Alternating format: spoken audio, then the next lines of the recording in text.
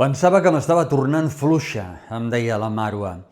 T'explico aquest cas perquè vegis què canvia quan deixes de culpar-te i comences a mirar el context. Abans, ves a l'enllaç de la bio, obre WhatsApp i escriu ferro per rebre la guia gratuïta. Era una dona activa que entrenava regularment, però cada setmana es notava més cansada i amb menys rendiment. El problema no era que no s'esforcés, era que el seu cos no tenia combustible suficient. Menjars irregulars, poc marge de recuperació i senyals que no estava interpretant. Aquestes eren les pistes: fatiga constant, aire que faltava abans, entrenaments que costaven més del normal. No era dramàtic, però era persistent. La fricció real era anar sense mapa.